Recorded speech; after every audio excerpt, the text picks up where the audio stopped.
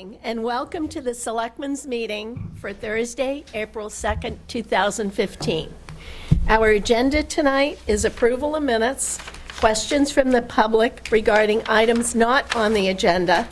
We have a public hearing with National Grid for a pole on Kilby Street.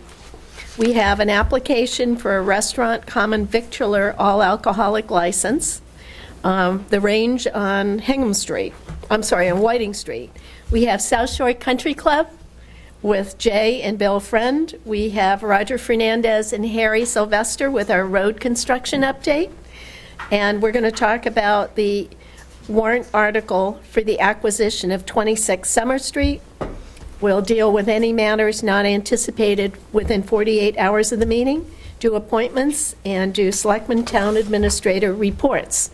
So with that, I'll take a motion for minutes. I move that we vote to approve the minutes of March 19, 2015 and March 26, 2015 as amended. Second.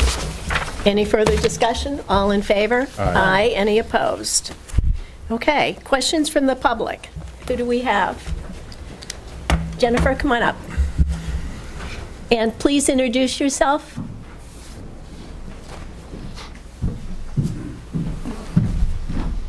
Thank you very much. I'm Jennifer Bertner from 16 Powers Lane. I have been talking to various heads of different departments over the last several years. We live on an area of town that's been highly affected by drug use and drug sales and drug distribution. Recently, Mr. Gannon, and we thank you very much, has organized a committee to address some of the issues that we're dealing around drugs and deaths in the South Shore area. Hingham has been blessedly not as highly affected as some other areas. However, in our neighborhood, we have been highly affected. We have had, over the last 10 years, one of the major heroin distribution points in this area going on in our neighborhood. Multiple deaths from heroin overdoses of young women. Many other forms of drugs are being distributed and consumed. Houses broken into, houses approached. We also have issues with sex offenders, pedophiles, etc. So what we are wanting to bring to this committee at the Selectmen's level, we've been working very closely with the police throughout all of these years, and they have been wonderful. Both the regular police, Chief Pirano, we can't say enough good things about. Similarly to all the patrolmen who come out and know our area all too well, and to the detectives. However, now what we realize, having tried to fight this battle for a decade, over a decade now, losing numerous women to death in the same place over and over to the same drug dealer, that we need an across the town approach to dealing with what's going on at 170 Rockland Street. As the one heroin distributor has left the area, unfortunately, there's a tremendous amount of drug activity still there. And so we are looking to see whether or not, and we come both as a question and a proposal. Now, you've said you've been working with the police. Very closely. Very closely. And have they done things there to try and abate this? They have. They have. There are many busts that take place at 170 Rockland. Many arrests. However, it continued. And numerous deaths of people in the same trailer with the same drug dealer who is no longer in Hingham but has gone on to do similar work in other places. And unfortunately, other people within that trailer park have become hooked. And though he has left, the distribution usage issues are rife, and we see it daily. And I think it would be unwise to overlook this any longer. And I don't think anyone has been exactly overlooking it. However, the enforcements that need to happen across all the town agencies to make sure that this does not continue must start, and we must all work together. And I think the Selectmen's office is a wonderful place to integrate into this because you're very powerful in this town. We do have the coalition. We do. And Glenn, do you want to come up? The Deputy Olson is in the audience. Perhaps he could. Deputy Chief Glenn Olson from the Hingham Police Department. We have, since 2005, there's been 3 deaths in the area that she's talking about. 2 of them we know that were related to drugs. Unfortunately, I can also go on to tell you how many other deaths we've had throughout the town. So it's not just related to her area. Jennifer's been really good. The neighbors down there have been really good. There was one sort of bad apple. With working with all the neighbors and the residents down there, and the landlord was very responsive. But it's just the eviction process is a very long process. It took 2 years to get somebody evicted. It was successful, and we continued to keep working and monitoring the town.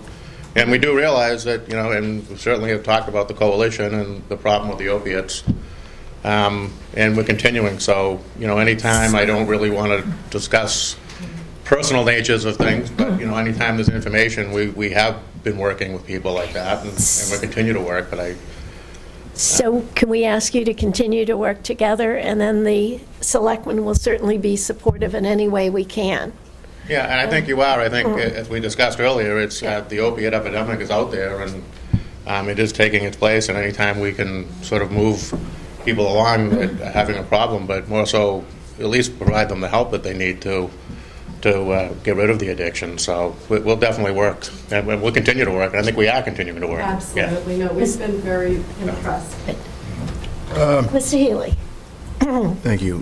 Deputy, do you know one way or another whether the district attorney's office is using the tool of forfeiture in connection with any of the prosecutions involved in the, I take it this is at Pocahontas? It's now known as South Shore. There was one trailer that we were dealing with. Stands out. In particular, we finally got that eviction to take place. It just, unfortunately, evicting somebody from property is not easy. It takes a long time and money. Yeah. And since then, things have quieted down. I can't guarantee that there's probably not activity, but I think that's occurring everywhere. It's not just generally located to this area that she's talking about. So we continue to do the best we can. I mean, I think, I was telling Ms. Bertner before we started that I used to live down in that area myself, as you know, and you're kind of limited as to what you can do because there's only two ways in there. Yes, yeah. So definitely, it's hard to come in it's under the radar, so to speak.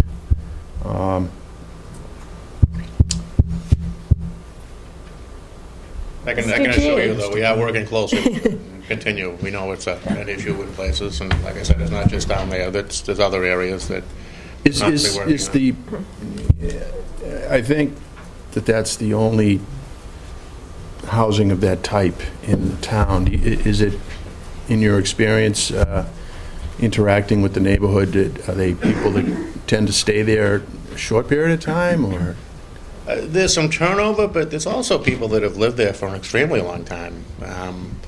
That, as far as I'm aware, that have been there quite a few years. But like I said, there does tend to be in any residential or areas of apartments and stuff. You always have turnover, and that there is turnover there.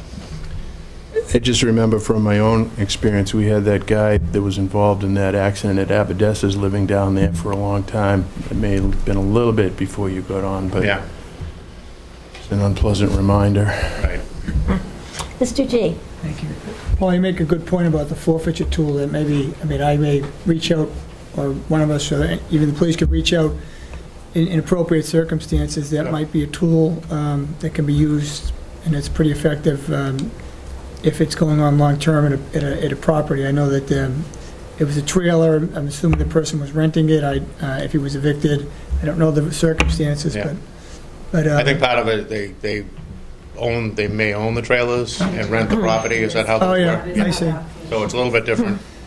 But one point is, I know that we have meetings, our next one is April 15th. Any folks down that way that feel like you do, and I know you've been at the meetings, we're more than welcome to come. And I think it may be appropriate, if you think that a certain area is highly affected by drugs or opiates, that some of the coalition members would be happy to go down there, including myself, to speak to some of the residents and neighbors. And obviously, if the police would be welcome to go as well, I'm sure we could talk to them. But there are avenues of help, and I know all of us would be more than willing to, and have been willing to work on this issue. It's very important to me, as you know. It is, and we thank you for that. Just as a follow-up to that, it is very important to recognize everything that the police have done, and they really have. They're down there, unfortunately, too often. However, one thing, and everyone who knows, who is trying to deal with this situation knows, is that when there's that, how would I say, stable of a distribution pattern for this long, and we're looking over 10 years, so there are federal statutes such as RICO and others that actually do kick in here in terms of damages when there are multiple deaths. There are a lot of legal tools to look at a situation like this, which is not just one death in one house, another death in another house, and a distributed pattern. This is a very condensed pattern of use, distribution, death, harm, overdosing.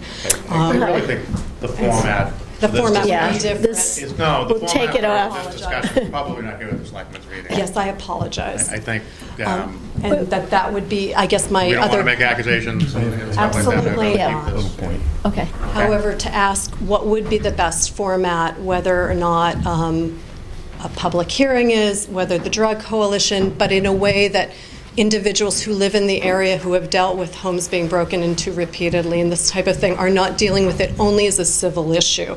I think the coalition might be a good place. What do you think, Paul? I think you want to start with the police, Yep, because if there's definitely. criminal activity, and I know that they're on it, so, and I'm just saying, if the coalition can be helpful to people that need information or, help with prevention or treatment, then to that extent, I'd be happy to go down there and with you and other neighbors, but I know that the police, are pretty effective when it comes to, prosecuting people that are committing crimes, and that's really what we have, is that we have criminal activity. And I think, would just, I mean, I know there are some issues down there. I don't think, to be honest with you, they're quite as extensive. And some of these may be going unreported to us, but like I said, there are some good residents down there. I don't want to give everybody a bad name, because lots of people live there, and lots of people just trying to make a living and get by, and they're following all the rules. So I don't want to paint everybody with a bad brush down there. That's why I think that we probably need to take this to another format. well, let's take that. Let's continue working together, and all three of us are here to support whatever you need. And I think maybe having a meeting with the police and the coalition and bringing in the neighbors so that they can talk about their own issues. And just one thing, and then I'll give it back to you. I think we're very lucky as a town that in the overall, because of the work of the police department and their initiatives around community policing and our school resource officers, that we really are in a very good place and have minimal problems. See? I think there may be a silver lining with the limited access if, one picture says 1,000 words. Yep. Talk to the owner, see if we can get a camera up there. That might be an avenue. I think when we talk about this, probably what we could probably do is set up a meeting with all the residents in the area. And, have a meeting and we'll discuss it and come up with some solutions. Glenn, what we could do is post a meeting so all of us could attend. That would be fine. That'd be good. Okay? We would greatly Thank appreciate you. it. Thank you for so taking the much. time. Thank you. Yep. Okay. National Grid.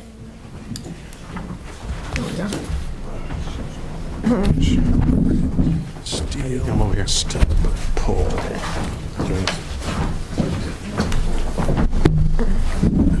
Hey, you'd introduce yourself Absolutely. and then tell us what you're asking for.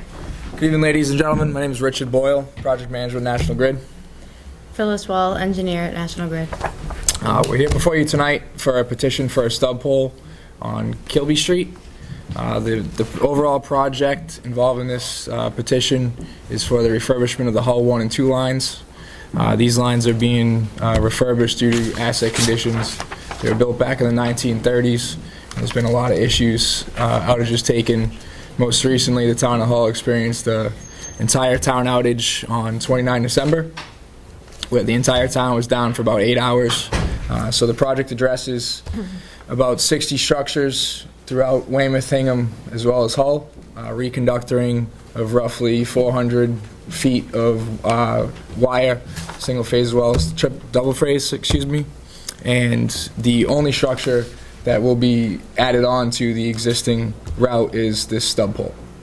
Can you, for the audience, explain what hull 1 and 2 is? Yes, so they're, basically it's transmission line that supports the town of Hull. So those lines are 23 kV that run through the town of Hingham from the town of Weymouth, and that is the sole source of energy for the town of Hull. Yeah. So basically, when they go down, Hull goes dark. Correct, which is what happened on December 29th. It was about 8 hours. The entire town of Hull was without power. Oh. Mr. Healy? Thank you. What is a stub pole? Yeah, so, are you familiar with guy wires, or did you just... Guy wires, yeah. Yeah, okay, so, when there's an angle on the pole, you put a guy wire and you put it into the ground. A stub pole is when you don't have room for the guy wire, so you guy to a pole, and then that pole acts as the ground. That pole goes into the ground. It's a stabilizing pole for an existing pole that carries power, is that Yes, essentially basically, it? yes. So right now, we, instead of a stub pole, we are guyed into a tree. And it's been like that since the beginning of the line, so we'd like to install this stub pole so that we're no longer guying to the tree. Is this proactive in nature, or has there been a problem down there with this particular pole? Is it vulnerable, or? No, we're replacing that structure, and we know it's guyed now. There's an angle on it, so we'd like to continue to make sure that it's guyed correctly. And this is being installed in the right-of-way? It's being installed across the road in right-of-way that I believe we own. It's along the side of the road, so it's not exactly a right-of-way per se, but there's no sidewalk off the road, so it's right along Kilby Street. Is it across, is it in the Sons of Italy parking lot? I can't tell from the diagram. No, that's all. it goes, okay, all right. I actually have a picture of it right here. Oh, that's even That would better. help. So can I bring it over? Sure. You know what you can do is, if you'll hand it to Ted, he can put it so the camera can pick it up. Okay. Can I point then? Yes. So, this is, Oh, where is it? Where is it? It's right behind you, so why don't you tell me where it is? So, structure 154 is the structure in the front. Structure 153 is in the back. And you can see this wire right here connects to this tree right over here. So we'll be replacing the pole towards me in the picture, just a few feet, and then we will put the stub pole over here. okay. Here's another picture, too, of the actual location. That's where it's I'm not sure that's... staked now. This is the stake. Yeah, I'm not sure that's going to be too helpful for them, but Trees. nice. Okay. That's great. Did you figure out where it is? Well, Sorta. I understand what they want to do. I don't know where it is exactly. I can't tell from the picture, but I think the important thing is we get it off the tree. Yes, Right. we agree. Mr. G? thank you. Thank you, Richard. Phyllis, the outage on the 29th of December, did it correlate to anything to do with this problem we're fixing, or was it something unrelated? The exact outage that was taken was in the town of Hull, so this project isn't addressing specifically the structure that the outage was taken on.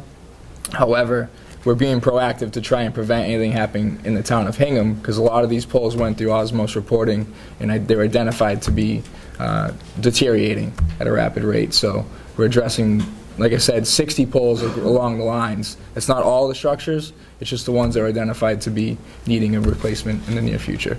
Does this also, the area where we have Hingham people that are served by National Grid but billed by Hingham Light?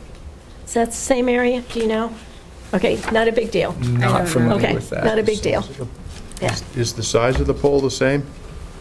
Well, there's no pole there now. Right. No, but, The replacement poles? yeah. For the most part, they are. They might go up a class, which is just a few inches in diameter. But for the most part, we're replacing wood poles with wood poles. Okay. Super. Any more questions? Cool. I'll take a motion then. Roger Herring? Say it again? Oh, I'm sorry. Roger or Harry, do you have questions? Or you didn't pop up? I didn't. The location of the pole is on the south side of Route 3A, and it's on the east side of Kilby Street. The pole line runs down the west side of Kilby Street, and that's in that area between 3A and Summer Street. Okay, all right. Thank you for clarifying. Answer No, that does it. Okay. Thank you. Thank you. Thank you, Ted. Okay, I'll take a motion. I'll move that we approve the request of National Grid to install and maintain a new steel stub pole across from the existing pole 154 on Kilby Street, near the intersection of Chief Justice Cushing Highway. It is understood this new pole and all associated wires, cables, and all other necessary apparatus will be set in a safe manner and not to interfere with any travelway, walkways, or bicycle paths. This approval is subject to the stipulation of the Department of Public Works, including letter dated March 3, 2015. Second. Any further discussion? All in favor? Aye. Any opposed? Thank you two very much. Thanks, Thank you very much. All right. Jeff, is this you next? Yeah. And actually, everybody that's come for this, you can stay after. Come on up. So, why don't you come on up, Will, and then Rich, why don't you put on the end right there? Thank you. Thank you. How are you? Thanks. Oh, wow. This is nice. Will you introduce yourselves? Absolutely. I'm Jeff Toccio, and Scott Golding from my office is with me. William O'Connell is to my left, and also Richard Zabata is to his left. We're here on behalf of the Range Hingham LLC, which is going to be a restaurant which is going to be located where the current Four Seasons property is at 306 Whiting Street. Folks know it as a golf driving range, also an existing building. The existing building has worked as retail mix supporting the golf driving range under previous ownership. And nice property, again, 28 acres, but the Bristol family came in. They had basically working relationships with some of the owners there because of the quarries are all in back. This is former quarried land, and they purchased it back about a year ago. This land is interesting. It was previously residentially zoned, and the use that's there of the driving range and the retail was all pursuant to a 1997 variance. So it's an interesting history. As part of going forward on this, we had to go back to the zoning board, and now it's office park zoned and in the South Hingham overlay district. So we actually went back to the zoning board to get approval for a specific restaurant concept in that building. The restaurant concept will coexist with what is going to be called the Weather Vane Golf Academy. You folks may know that the Bristols operate a golf course over in Weymouth with a residential component, which is very nice. It's got a beautiful par 36 golf course, about 3,000 yards, and they've just got a wonderful concept there. What they're looking forward to doing is to operating the driving range on the outside, keeping that all in place, but then also supplementing with this restaurant, which is going to be controlled by a group with Jim Bristol III and also with Mr. O'Connell. They've got a lease for 10 years that we put together for them, and we were actually involved in putting together the entity and then matching up the Bristol's golf experience in their Weather Vane, the academy of their teaching program, with Mr. O'Connell's restaurant experience.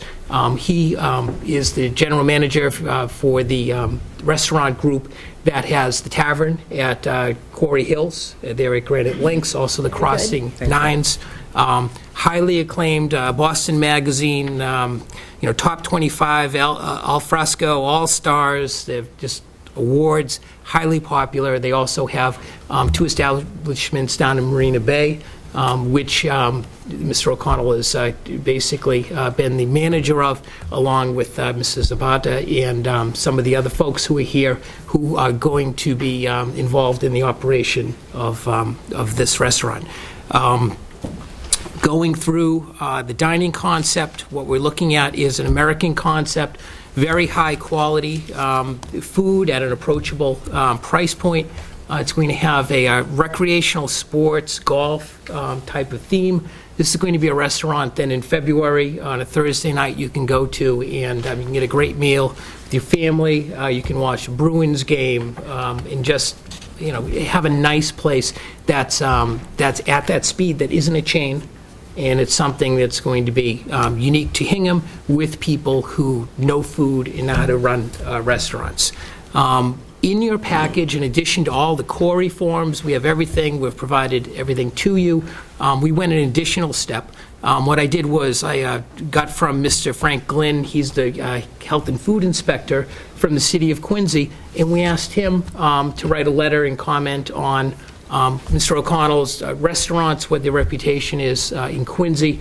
In going through that, I provided that to you just a few days ago, but all food safety credentials, good retail practices, service of highest quality food. Also, I went another step and I asked Lieutenant Trukowski, who's lieutenant at the Quincy Police Department. He's also the liquor inspector and the representative of their licensing board, and he took it upon himself to write a recommendation without reservation. He went through Mr. O'Connell's experience with controlling of alcohol, the TIPS program. What these folks do is, in addition to all being TIPS certified, they also run the TIPS programs. What they'll do is they'll have a trainer come in, they host the entire event, they'll shut down in an evening, and everything is basically taught at one of their establishments. They plan on doing that here at 306 Whiting as well, and that's something that we provided everything to you, so you can have all the evidence of that. On this building, you've got a floor plan. All the alcohol will be stored in a storage area beyond the kitchen. There's going to be an addition which was approved by the zoning board, and there's going to have a room under lock. Only managers will have keys to it, similar to what you folks have expected with other liquor licenses. We're looking at 136 maximum occupancy for the seating, and what we've done is we've given you a floor plan which arrays it basically both inside and outside, and what we propose is a flex concept, because obviously during the winter there aren't going to be people out on the outdoor patio, out near any of the driving range, so we're proposing a flex concept where we've got a patio of 1,600 square feet. Again, that size is approved by the zoning board, where we have, and I'm going to take a look at some of my numbers, so I apologize, 34, say basically 34 seats out there, and then I say 34 to 50 because at some points what we'd like to do is we're designating an area that's out on a piece of pavement directly in the line of sight of that patio area, where we'd like to put out 7 high-top tables with 2 chairs per, so that on 7 of those stalls, and they're basically arrayed between just public stalls, and then we have a couple of member stalls as well, that people can actually be served, and we also have submitted a menu, grill items, and be able to have alcoholic beverages at that point as well. We've put through having gates on the patio. We're looking at a 4-foot enclosure. We haven't come up with the details yet, but it's going to be solid, whether it's going to be stone or solid wood, but that'll be solid. Out at the area where we've got the driving range, we're looking at 8 foot by approximately 50 feet. It's already existing on pavement, and what we propose to do there is a combination of planters and chain, which is similar to what they have at Rested Kitchen. Again, this is in back of the restaurant on a 28-acre parcel, and that back area is also gated, so it's several layers of control of people back there. From the patio, we'll have 2 gate openings.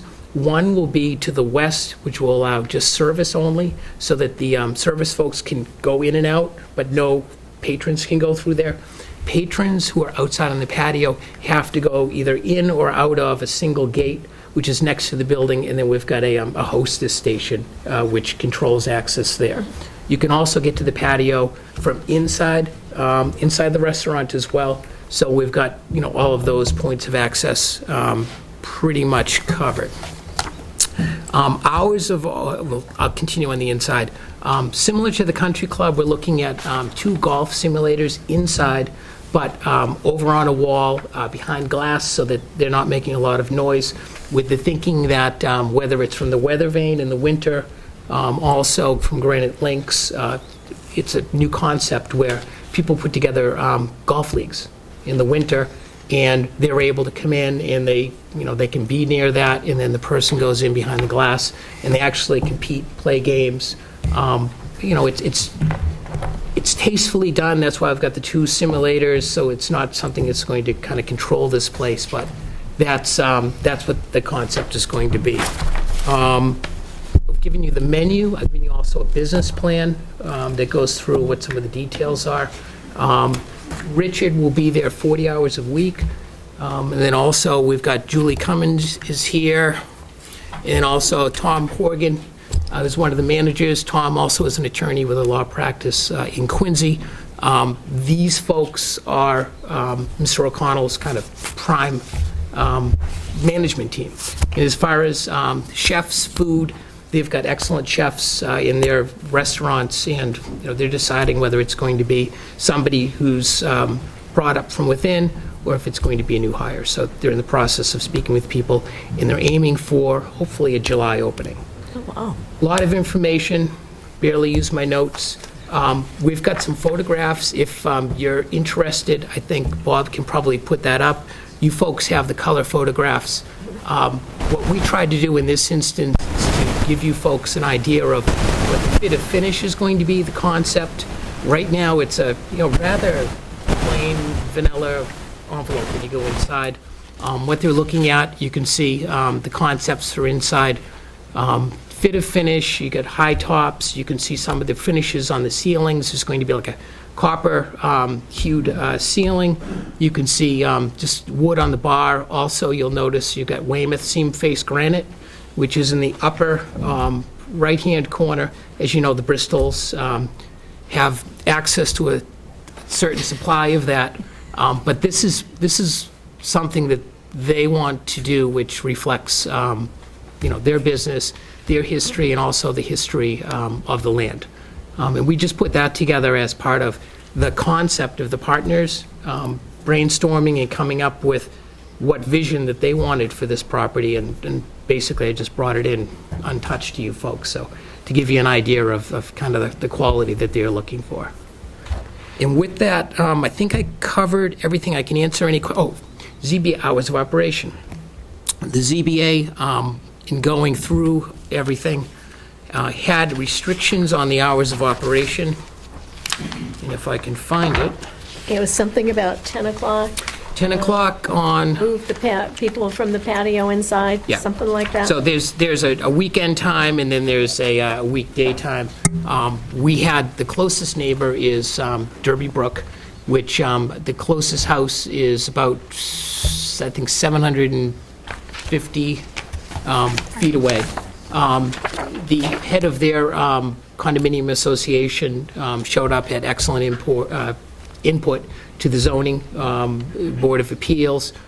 We've got a one-year look back with respect to outdoor operations. That's something that we offered to put up because they want to be good neighbors. They want this to work. As you know, they also control other land in the neighborhood.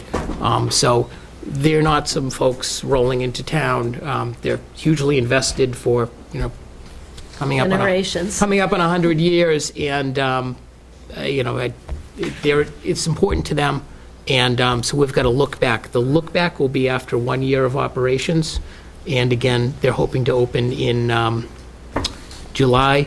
For the inside hours, what they're looking at is open until 1 o'clock on Thursday, Friday, Saturday. That's it. And then just to midnight on the other nights. That's comparable, somewhere in the middle of, we did an array of other restaurants and taverns in town, so that's somewhere in the middle. And the Sunday night for the midnight, Sunday night football is, it's popular, and if there's a West Coast game, we figure that's going to kind of overlap. With that, I tried to preemptively give you everything that I had and answer any questions if that's appropriate. I think you get all, this is the most comprehensive package I think I've ever seen. I don't think we usually see packages that come with recommendations, like from police and Thank you. people. So it's, now how much of this is new construction for my own? And is that, Go ahead. the building exists there now, Yeah. but from start to finish, we're looking to build everything after hopefully approval. So it's just a pro shop and an open space now inside the building that they used for their driving range the last year. So virtually we'll go in and start fresh. I'll open it up to the two Pauls. Mr. Healy? Very thorough presentation, Council. It is. Mr. O'Connell, are you Peter O'Connell's nephew? or- Nope, I am Thomas O'Connell. So you're Peter O'Connell's nephew. Yes, I am, sorry. Thomas O'Connell's son. What's your middle name? My name is, my father named me after both of his brothers. Okay. He didn't have much originality, I guess. But I am Peter O'Connell's nephew. I only ask because I had the pleasure of working through a project with him many years ago here. So please send him my regards. I will. He's one of the nicest men I've ever met in my entire life. Very proud to be his nephew. The Bristol family goes without saying, known them for years, worked with them very successfully in the past. I like the projects they bring in. You've answered any question I may have had, so I'll just pass and wish you good luck on this. Thank you very much. Mr. G? Thanks. Jeff, in the capacity, you said 136, and then you said something about a flex with 34. Was that additional seating outside? Is that? Excellent, thank you. And I had some notes to try to explain it in a good way. It's never going to exceed 136, so that's the maximum. And what we're looking at is flex similar to what Almanove did. So when that was done, there's a total number for the property, and then in the summertime, they basically consume some space outside. So in this instance, we're looking at, say, 50 outside, which will be arrayed between the patio and then those 7 high tops. So I use 50, I think it's 49 actually. But what'll happen is in the summertime, it'll never exceed the 136, but if it's balanced in that array, it'll be 14 out, 34 on the patio itself, and then whatever the balance is, maybe 87 inside. And then in the winter time, that we won't have we'll have 0 outdoor seating, but the 87 might go up to 100 or something along those lines, subject to occupancy restrictions, et cetera. So for the egress, so we don't know exactly, especially being a brand new restaurant with a new floor plan, exactly what the numbers are. But we've submitted, our architects put together kind of the 87 interior, which is, it's light on coverage, but that's what we're going to go with. So it'll never exceed the 136.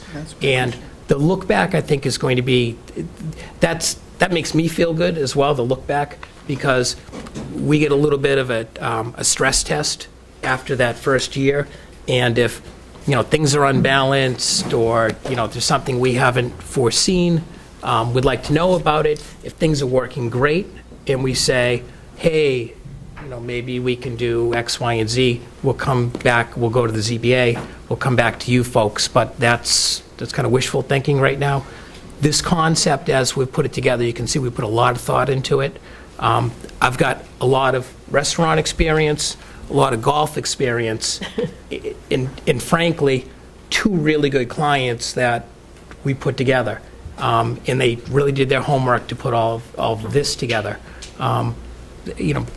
They're so optimistic, and the more that I tell people about this place, one of the quick stories is there was a really important Bruins game, and I won't say who it is, but they wanted to see it, they wanted to get some dinner and see it, and they wound up at a place around the corner.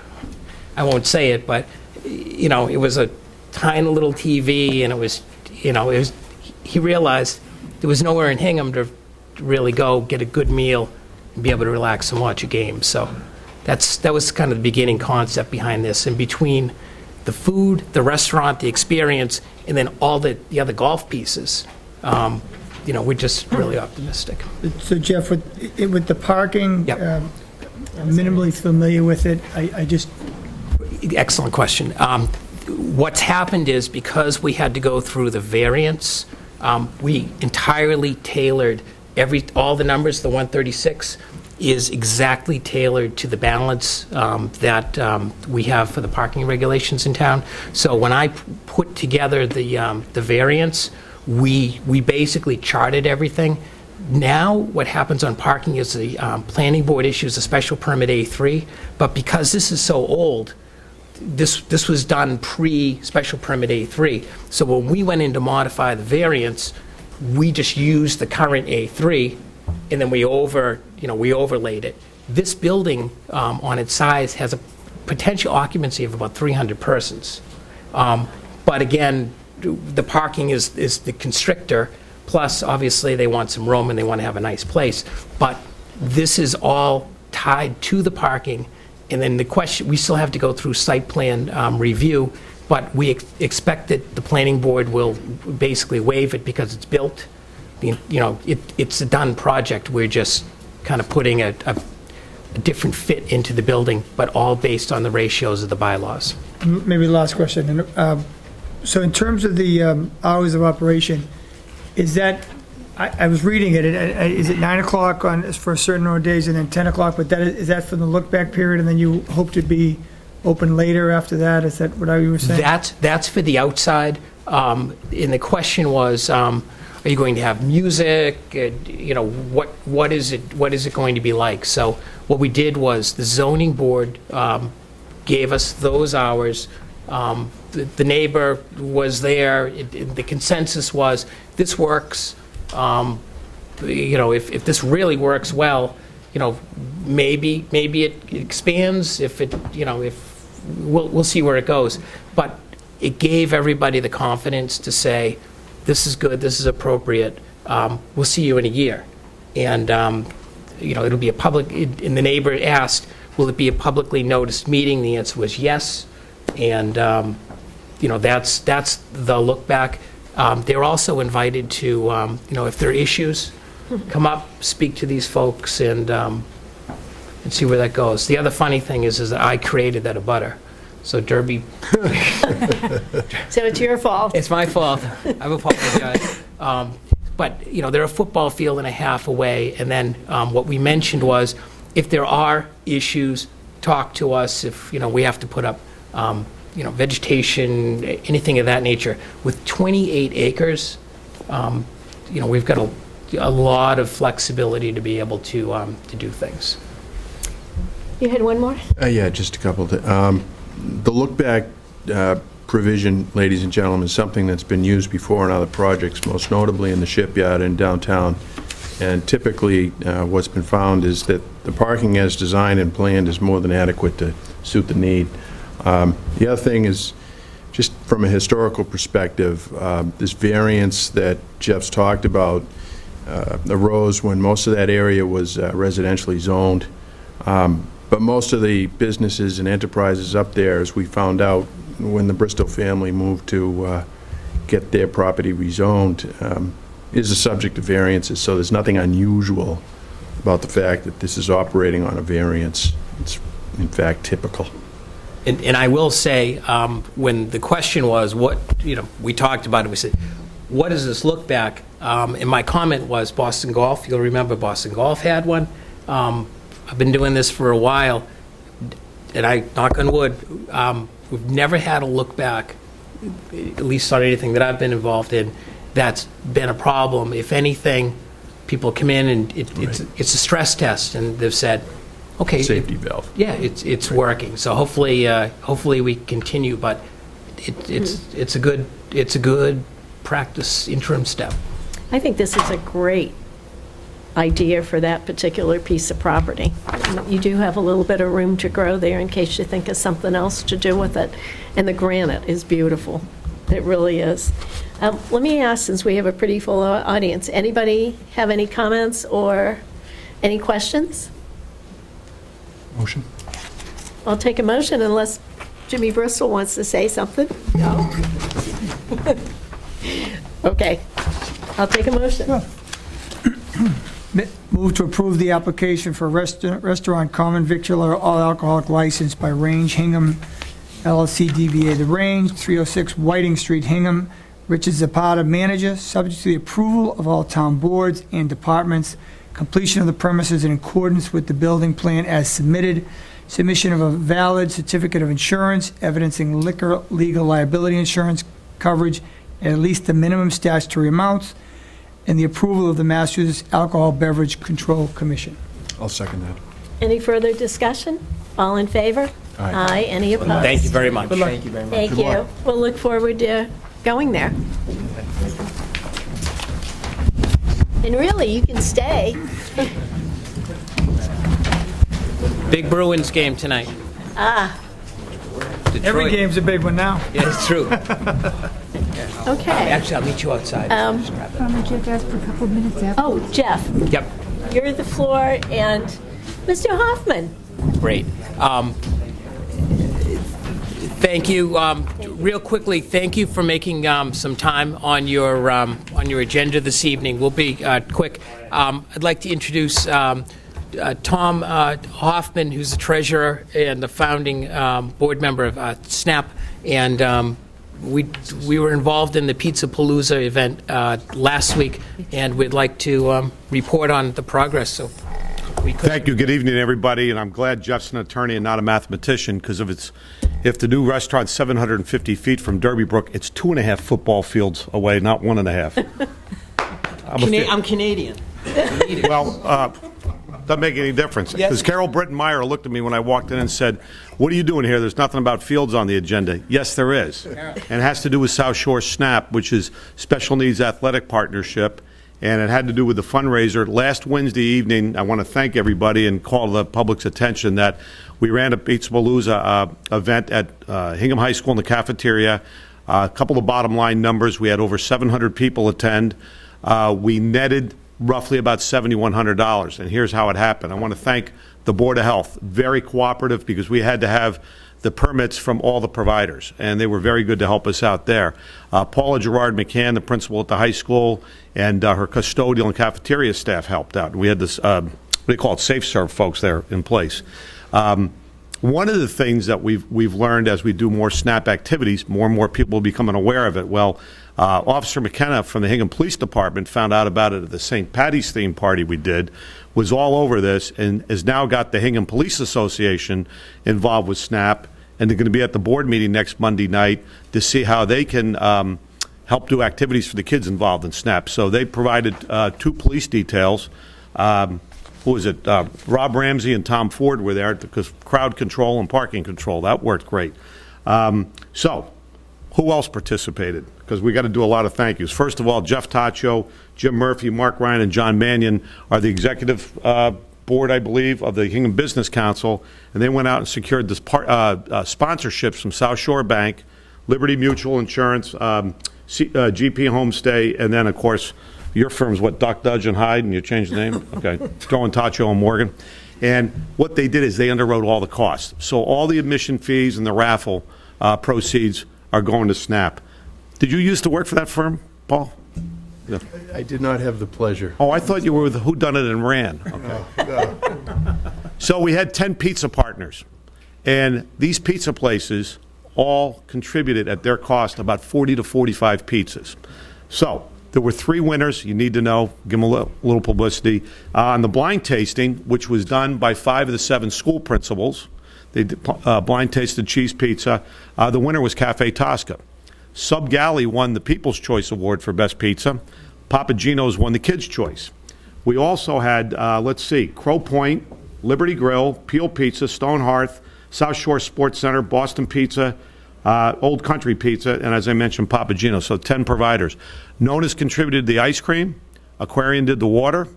Sadie Mays did mini cupcakes, and Atlantic Bagel did the coffee. I think I've hit everybody, and we were told by Eric Dykeman from the South Shore Chamber, who's done these in other towns, that he goes, get ready for next year, because when the word gets around, you're going to have a lot more people, be a lot more publicity, and it's a fantastic event. So it's a win-win, and it's making more people aware of all the activities we're doing for kids that have mental and physical challenges, and guess what? They want to go out and play too. So Carol, that's what it has to do with fields. Yeah. We're getting those kids out playing soccer. And we're using the South Shore Country Club. Jay's here. They're going to have the camp again this summer, and they're expecting 50 kids this summer, doing the golf simulators. They do tennis. What else we have? The bowling, maybe swimming. We're doing yoga, dance, and the big one is the rowing. The rowing program has been unbelievable. And I made this comment at the event, and I'll leave you with this one. Last fall, having dinner, my wife and I are having dinner. We only have one kid left at home. And she thought it was going to be great when the other three were gone. She was going to have mom and dad to herself. She's learned differently because now the microscope is on her. So we asked her one night at the dinner about she's being a mentor at Resurrection Church for the confirmation classes because she's been through it. And I said, what does a mentor do? She goes, well, we help teach, but we also have to coordinate the volunteer activities. I go, like what? She goes, Dad, the kids are fighting over who gets to mentor in the SNAP program. They all want to work and volunteer in the SNAP program. So the light bulb went on. I said, holy mackerel, not only are we helping the SNAP kids, we're helping all the classmates that are out doing all the regular things. Yeah. And what we're finding now, the words come back that the kids with special needs at the middle school and the high school and the elementary schools used to sit by themselves in the cafeteria. Guess what? Not anymore. They're all together. And it's all because of the SNAP activities. So it's been great. I got the thank you letter for each of you. And Betty, I'm sorry, you're going to get the used one because I had to cheat and use notes. But thank you for listening. I know we can make the publicity, and that's we're trying to make the community aware of what's going on. So thank you. Thank you very much. Appreciate it. Thank you. It really is a pleasure to be part of and a privilege to be part of SNAP. Thank you, Tom. Well, and if I just might say, Tom and Jeff, I was there at the pizza and obviously at the St. Patrick's Day event, obviously, and you folks all deserve a lot of credit for the time and the effort, and the results are well beyond all our expectations, not only for the kids that are in the program, but the people that are otherwise affected, the people that are mentoring in the whole town, really. Thank you very much. Okay. Thanks. Thank you. Thank you. Take care. Bye-bye. See you. All right. Now, Jay and Bill from South Shore Country Club.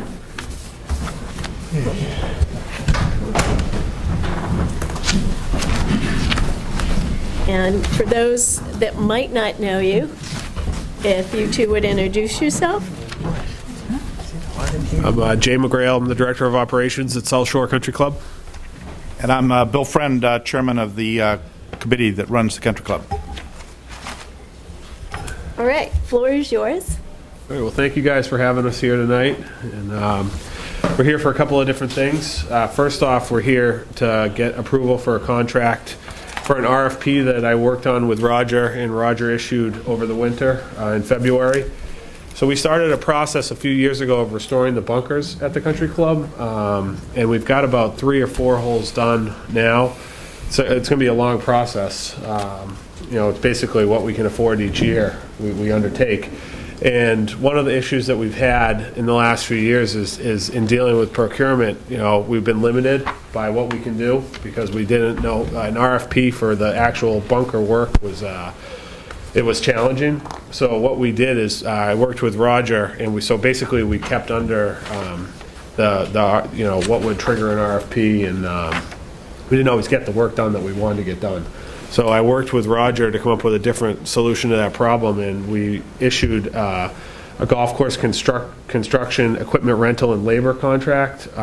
So it's a 1-year contract with 2 1-year renewals. So in essence, a 3-year contract. We issued it in February. There was a handful of people that pulled out paperwork on it, but only one responder, which was On Course Golf Construction out of Canton, and they were the successful bidder. They won the bid. They were the only bidder. We put what why people didn't bid on it that pulled the paperwork were some local contractors and stuff, and we had pretty explicit stuff that we were looking for golf course construction work, and that they had to have a certain number of years working on specific golf course construction type of activities like bunkers and greens and tees and stuff like that. And that's one of the real benefits of this contract is I can do more than just replace the bunkers on the third hole. You know, I can utilize this contract to build tees, to replace the fourth green, you know, to do whatever types of golf course construction work we can accomplish and want to accomplish. And can afford. And can afford.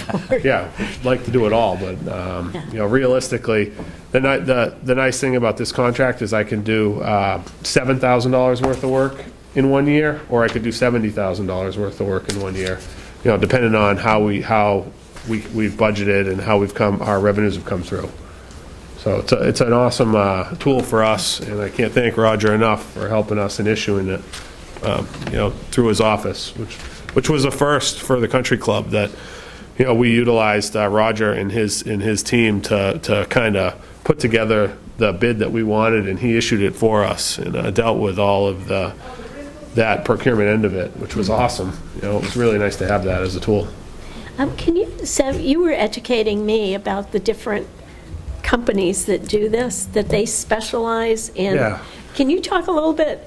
So one of the things that we did is we put as a minimum requirement in the RFP that the successful bidder would have to have had 5 years experience working on a Wayne Stiles designed golf course. And at first when Bill heard me say that, he's like, well, that's, you know, is that legal? You know, and I explained to him that it's very unique in the golf construction world. Like, these golf construction contractors become specialized in a certain designer, like Wayne Stiles or Donald Ross, and that's like the type of work that they chase and that they become proficient in. So you run into a golf course construction contractor that, you know, works on a new age golf course like Boston Golf type of club, and you run into golf construction contractors that work on older golf courses like ours, like Wayne Stiles design, like us in Marshfield and things like that. So, you know, a lot of that work that they're doing comes down to the guy on the bulldozer or on the skid steer, and you know, once he's done a bunch of Wayne Stiles designed courses and has that vision and knows what that design plan was, you know, it ends up being, we use a lot of old photography to try to bring back what was originally there, and you really see a difference between somebody that knows what they're doing in that time period. So it's pretty neat. It's cool stuff. Thank you. I didn't realize that it had gotten that specialized. It is extremely specialized. Yeah. Mr. Healy. You know, I don't have anything to say or add. I went to the golf tournament last year, the first time I golfed there. I plan to come back. Good. So we're going to have it again. Great. I got my golf partner over there, so. So, thank you, guys. I have a couple of questions. On the bid tabulation sheet, yep. Just so I read it right, item 1, it gives it's really not the particular item, but it's the bulldozer. It says rate per hour 170, estimated hours, and then is it 68 hours is the actual, are we looking at hours in the right column? I have 40, where annual estimated quantity. And then next to that, it says item total. What is that number? I don't know. Would you look at that, Roger? I'm sorry, I just didn't understand. Oh, I see I see. So so what ends up happening within the bid tabulation sheet is the person submitting the bid plugs in an hourly rate, then multiplies that by the estimated hours that we provide, and then they give us a item total. So it's whatever's in the hourly rate times the estimated hours gives us an item total. Then at the bottom of the sheet, they add that all up for a grand total. For a grand total, we base the award based on the grand total. Right. So the item total is what number? It's the first one. Is that 68? The item total. On number 1, see where it says 68? It says .000 or comma 00? Oh yeah. So that's 68,000. Oh, okay. Yep. So those. Well, again, I'm sorry. That comma's that's got to be in the wrong place because the grand total is 52,900. Yeah. So let me tell you what happens in a situation like that. If you look at the entire contract, in the contract, there's language that says if there's a discrepancy like that, in this case, I wouldn't consider a discrepancy, you go back to the rate or the specific item value. So if somebody misplaces a comma or says something like that, you apply some common sense. If you added that up, understanding that they misplaced the comma, that would come out to that amount. So, but it is but it's certainly not 68. That was a very good catch on your part, to be I was just trying to understand it. I'm looking look at the whole column, and I'm thinking, okay, there's something we're missing. I'm sure this is just fine. Yep. So question for you, guys, and I understand we're getting what we want. We get someone specialized, and I guess I don't know anything about cost factors. Is the number that came in a number you guys were obviously comfortable with? Yeah, it is, because basically it's going to be a little bit of trial and error for us, because we were working off a plan before that was a cost per bunker. So now we have to use this structure to try to make sure it still fits in that, and this doesn't end up costing us more money or costing him more money, So it's going to be a little bit of trial and error when we first start doing the work. This is the contractor that I utilized in the past. Okay, the good. I didn't know that. Yeah, same guy. So it's going to be a little bit of trial and error, but the game plan is kind of to try to keep it in the $5,000 per bunker range and just use this different structure of putting it together to make that happen. And as I'm doing more of these RFP scenarios and voting on them, I know sometimes, excuse me, you only have one person that qualifies, and I think we always want to see more than one, but sometimes that isn't a bad thing necessarily, as long as you're satisfied. Yeah, it was with the contractor that I've worked with in the past, and so, I'm comfortable with him. Okay. He's a good contractor. Excellent. We don't need a vote for that, do we? Yeah, we do. It's the bottom vote.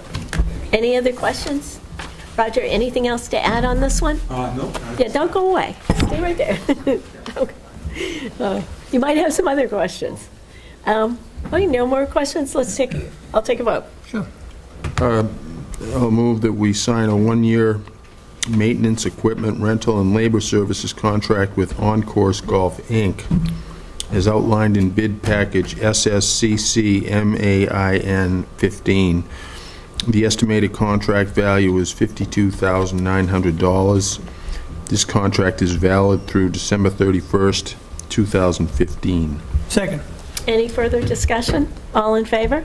Aye. Any opposed? Okay, next. Thank you very much. All right, so the second reason that we're here tonight is to have you guys approve an amendment to the lease for Raphael's, our food and beverage provider up at the Country Club. This amendment came to be about a year ago, actually, following the pipe break that we had last winter and the subsequent renovation of my office and the conference room. So following that, what we did is we created a new conference room that's doesn't have my office in it, which is kind of nice, and can be utilized for private parties and private events, and also town meetings. Like we've had different the 4th of July Parade Committee uses the room. I use it for different meetings, but it also gets used. But you could rent it for different functions. Fits about 30 people in there. So what came up in the conversation was that we was unsure, based on our liquor license and the wording on our liquor license, whether or not that room would be covered by our current liquor license due to the wording that we have. So we started the process of looking at the as-built that we currently had in place in the premises that was listed, and what we did is we realized that it was not totally aligned with what's actually there. So we hired Al Kearney to do a new as-built for the entire club, a new layout floor plan for the entire club that lists specifically all the different rooms that we have, and he finished that. And what we did is we put this amendment together for the purposes of attaching the new floor plan to this and having an amendment in place so that LEO could come to you with a new liquor license plan that is clearly defined and has the rooms actually listed as they are. So that would be the next step to this amendment, is that he would come and apply for a change to his liquor license for not per se to add more areas, but to clarify what we currently have.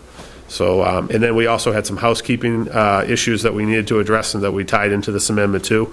We worked on this amendment, although the Country Club Management Committee and myself started the process for this amendment. We worked on it with Susan Murphy from start to finish. We worked on it with Ted throughout the process. Currently, the Country Club Management Committee approved it, so we have it here tonight for you guys to approve, and would be, the next step would be Elio coming back. And signed, prove and signed. Approved and signed. Excellent. I know a lot more about this because working with you all, I really want to applaud the way you have changed the contract so that he's comfortable. Because when all this started, we didn't have the plethora of restaurants Right. all over the place. We didn't have the Shipyard with so many restaurants. We didn't have Derby Street. So he's had an uphill battle, but they really do a fabulous job there. Yeah, They really It's a do. shame Jeff left, because we you were can watch talking in the you back. can watch a Bruins game on a large screen TV. People can now at our watch it at facility. our place right now. Yeah. And so you can use our don't have to wait simulators till at the July. same time. But Your league start. our leagues have started. They've been going for about 4 years. The simulator leagues, right? The simulator yeah. leagues. And we're thinking about having a championship there, and hopefully that'll draw a lot of people in for the simulators. Super. Paul? I have no questions. Wow. Mr. G? No questions? Excellent. And it's a really good lease. It was well written. Susan did a really nice job working with us. I'll take a motion. Okay, I'll move to sign the third amendment to the lease between the Town of Hingham and Vista Verde Corporation, which covers the South Shore Country Club's restaurant and event facilities. Second that? Any further discussion? All in favor? Aye. Any opposed? Okay. Thank you. Thank you guys very much. Oh, do you want to do the Bill Friend vote? Mr. Friend, stay for Okay. a few seconds. As part of the town administrator evaluation process, a citizen at large is selected by majority vote of the Board of Selectmen. And Mr. Friend has been selected and has agreed to participate this year, which we thank him very much. So I will take a vote. I'll move to appoint William Friend as the citizen representative on the town administrator evaluation panel. Second. Any further discussion? All in favor? Aye. Aye. Any opposed? Thank you, Bill. Thank you. Roger, Harry. Excellent. What a year. Yes, what a year. What a year. And we're not, hopefully we're done, I think so. We're out of the woods, we hope. we hope. Why don't you two introduce yourselves? Sure. And then take it away. My name is Roger Fernandez. I'm the town engineer, and at my left is Harry Sylvester, assistant town engineer, and we're the folks that manage, I like to say, new projects, new construction. In this case, we're talking about roadways, but we're involved in other things beside roads, buildings and different things that come up. But today we're here to talk to you about our 5-year road construction plan. And with that, if you're ready, I will continue. We're ready. Okay. So usually every year I start off with this slide, and it's just to frame the asset value of our infrastructure. In general terms, the town has 110 miles that it owns and maintains. And when you apply the value of that road, of those roads, and by the way, that doesn't include drainage and doesn't include sidewalks, we're talking just pavement, that has an asset value of $122 million. So that means if today you asked us to go build 110 miles of road, it would cost $122 million to do that. So obviously a large consideration when we're talking about investment. Some historic perspective. In 2010, the Board of Selectmen called for a comprehensive evaluation of our town roads, and at that time we reported back with the following cost consideration and assessment plan. The present cost to bring the roads to an excellent condition at that time in 2010 was $26 million, and that means, again, that the roads that were below the standard that we want, we'd have to infuse $26 million to fix all those roads. So we prepared a 25-year plan that took that value and tried to allocate that over a 25-year period, understanding that we would not do $26 million worth of work in 1 year. And we came up with the annual cost implications at that time, and that was just to maintain the roads, just to keep them as they are, which was, did require, the roads required some improvement. It would have cost the town annually $1.1 million, and to make some sort of improvement, to make the roads better than what they were in 2010, we'd have to invest a minimum of $1.3 million.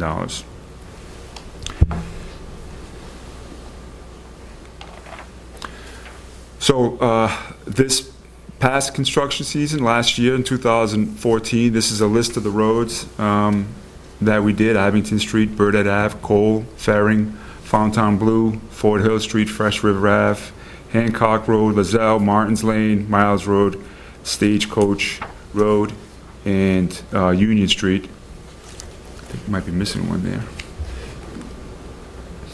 And when we start to talk about some of the impacts, and we'll talk about sort of how we make our decision in terms of what roads need to be done, but with respect to the costs associated with doing some of these roads, we work in a very volatile commodity. We're dealing with petroleum-based products. So the two graphs on the left sort of indicate where we've been over the last, since starting in 1992 and where we are presently. So the graph at the top of the page indicates the diesel price, the indices associated with that. That matters because the pavement or the material that we bring in to do your roads, that has to be trucked in. So all of that needs to be considered. And the actual hot mix asphalt prices or indices, that graph reflects the actual liquid in the asphalt and how, again, volatile it is. We've seen, the graph clearly indicates how much more expensive it's gotten to do a road. So I like to use the analogy that in 1992, when we're talking just pavement, we could probably build 2 roads for what it costs us to do 1 road today.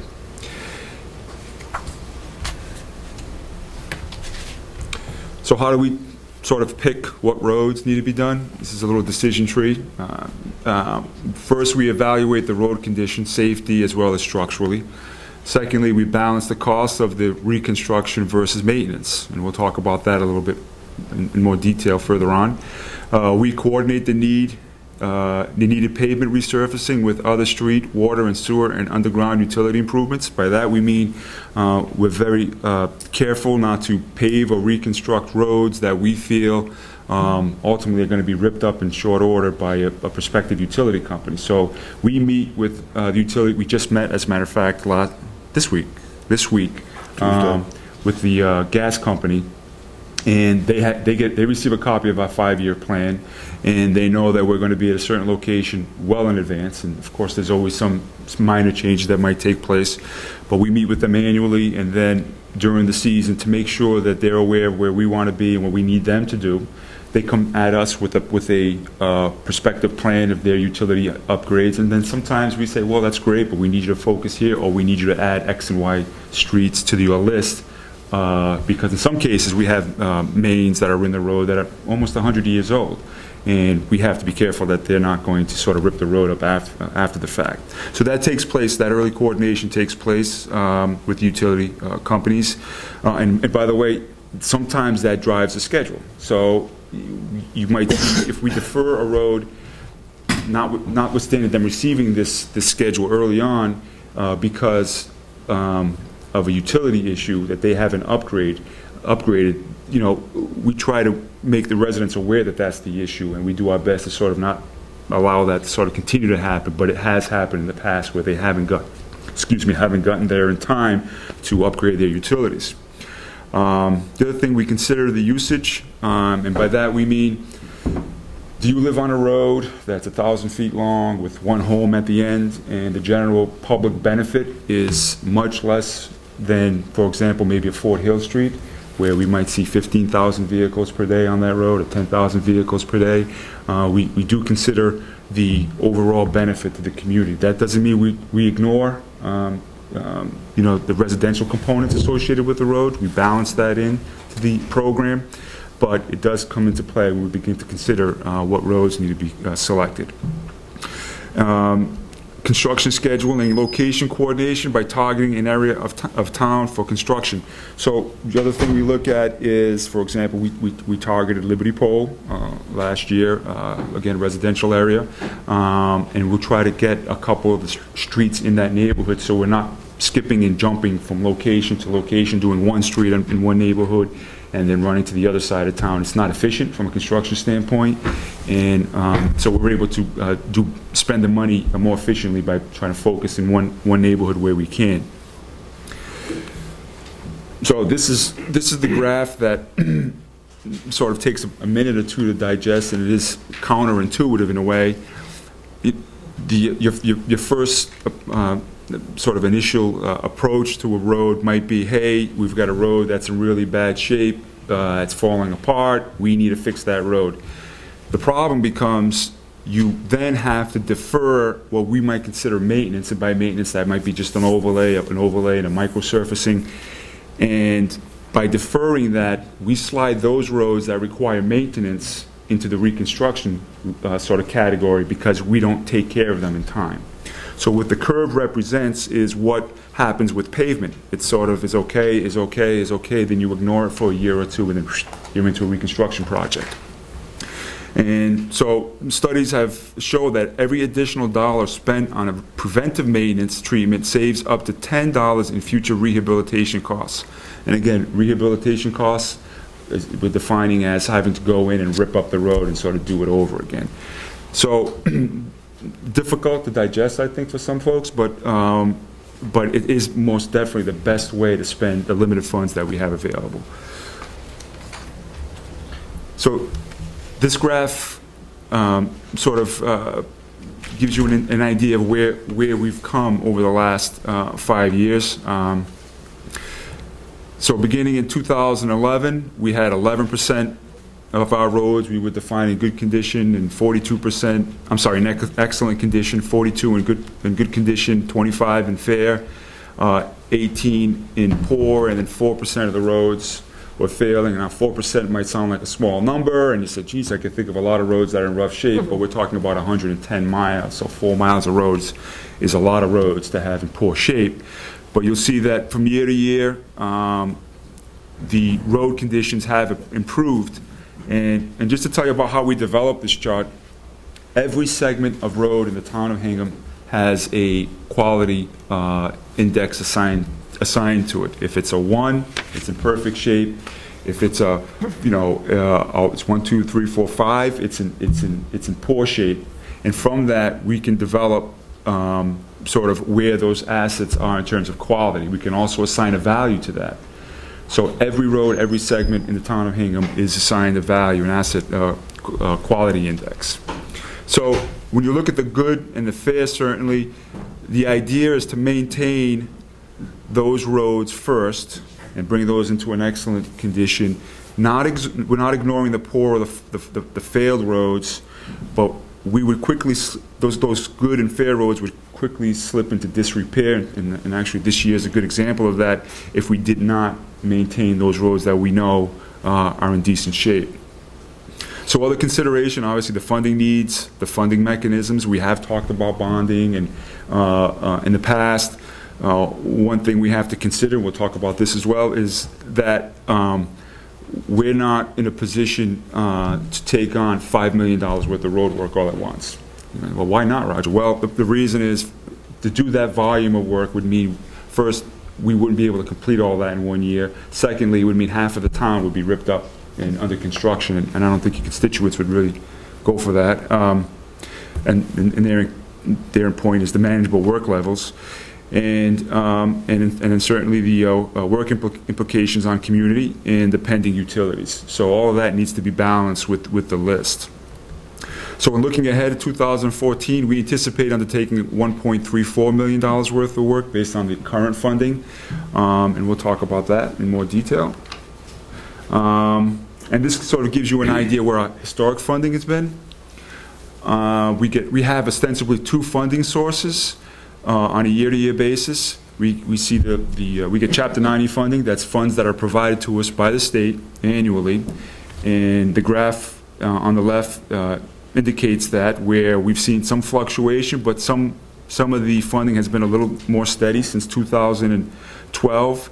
In light blue at the bottom, that's the Winter Recovery Assistance Program that was just provided to us this year. It was also provided to us last year, so that also comes to us by way of the state.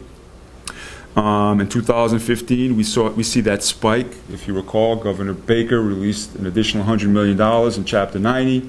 That turned out to be about $350,000 in additional funds for us here in the town of Hingham, and so we saw a spike in 2015 in terms of the available funds. Outside of that, we have a locally funded road building program that's with the town funds, and annually since 2011 we've increased that slowly, and currently we're at $284,000. Then that goes directly into the road construction. So this upcoming year, we wanted to target these roads. That includes Boulder Glen, Cottage Street, Downer Ave, Evergreen Lane, Free Street, Gardner Street, Lewis Court, which is being funded privately as part of a development, Martins Cove Lane, Martins Cove Road, Porter's Cove Road, Seal Cove Lane, Seal Cove Road, and Ship Street, Cottage Street. Some of those have been on the list for a little while. We've had to defer those because of the sewer project that just completed. So we're prepared to go in there and sort of repair those roads now.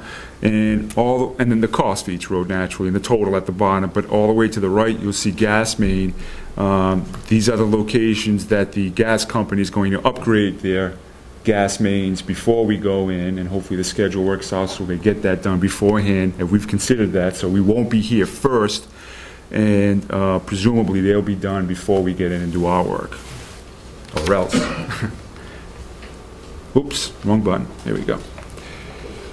So we provided this alternate roads / temporary road work. So these are some of the other roads that we're acknowledging require repair. We know that that cost of those roads is $491,000. So we list these, but we don't have necessarily the funding to do these roads as constituted. And below that, we've listed some roads that are in really rough shape as well. The season, obviously with the deep frost, we had a lot of the roads really go south even quicker than we had hoped. I mean, we had record cold temperatures, and that's a detriment to the pavement when the road's in poor shape. And we've applied sort of a temporary cost associated with that. And what we mean by that is these roads are slated to be reconstructed at some point next year, most of them. We could go in and do something temporary, which means just an overlay on the roads, and for the common folk that's using the roads, it would look like a new road, with the understanding that at some point within the moratorium that we've all talked about in the past, within the 5 years, we'd be back in there tearing up the roads to fix it the right way. In addition to that, there's an upgrade in gas that we're not sure they're going to be able to get to on Whitten Ave if we were to apply some sort of temporary approach. So, you know, I put that out there. There isn't funding for this right now, just to be clear, but I just want to make sure everyone understands that caveat, that anything that we were to do, should funding become available, would be temporary based on the plan shown at the bottom of the page. Just excuse me, the alternate road list, or a list of the roads that we're fully aware that, you know, are in disrepair, but those are the roads that we've received the most calls on from residents in town, wanting to put on the 5-year plan and wanted some action done. So just, as you know, that's why these roads have been, you know, listed for the alternate roads. Okay. Well, are you saying that you can get on that list by banging pans, saying, I want to be on that list? No, it's just that the roads have been in such disrepair this year that, you know, with the funds that we have, we've just, you know, indicated to you where those funds are going to be allocated towards. Now, this other list, people keep on calling, and I said, you know, where are we going to be if we could get, you know, acquire the funds through some means? those roads could be added to the list But this you year. all go out there and make sure people aren't just making that up. Oh, yeah, no, if you don't get on this list just because you're banging pans. I think, so one thing we try to do, and this. Check it. No, so one of the things we do when we receive a phone call from a resident and they say, geez, Roger or Harry, this road is in really rough shape. No question that can sometimes be subjective compared to other locations. But there are some times when we have to say, you know what, you're right, it is in rough shape. Those are the roads that we have to say, you're right, those are in rough shape. And go ahead, Mr. Healy. Can I make a slight proposal to consider Upper Gardner Street by Harvest Lane area? That area is That's on the scary. that's on this year's It's on this construction year's plan. plan. Oh, okay, good. Yeah. That's been moved where? up. Beautiful. So, How's that? Well, Oh, Gardner, I'm sorry, Gardner Street? we got, just the 2015 road construction schedule, it's been changed from last year's schedule. We had to defer a couple of roads that were in World's End, and we received this we received more money from the state than we thought, so we've added, what that didn't show last year, Gardner Street, we've excelled there, Upper Gardner Street, the entire length. Free Street, and Downer Ave, which is scheduled next year, we were trying to accelerate to go this year. So those three roads weren't on the 5-year plan, which now are. That's almost 3 miles of road work that's been added to this, and we've deferred probably not even a mile of roadway, so if you want to compare numbers, that's where the money's being allocated.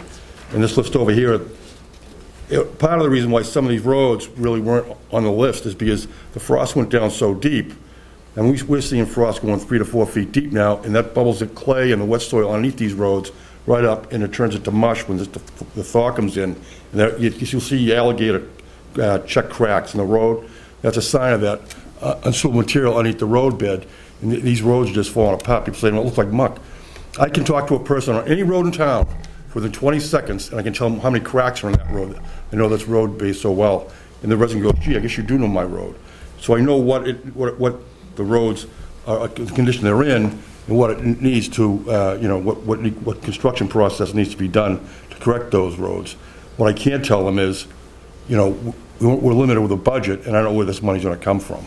Well, are you doing full-depth reconstruction on those roads that you? No, not necessarily, no. Not all of them, some of them. The roads like in Crow Point, Page, Whitten, those, when they come up for next year, like we did over in Otis Street, we put slope drains in to keep that subsoil, that subbase dry. If it's dry, it's a good subbase. If it gets wet, that's when it expands, when it freezes and cracks. Just to give you a little bit of a idea what we do, we put sub drains in there. We did it to Bradley Hill, we've done it to Otis Hill. We've done it to other parts of roads where we have clay drumlins, clay subbase in there, and it keeps the subbase dry. What about Upper Gardner?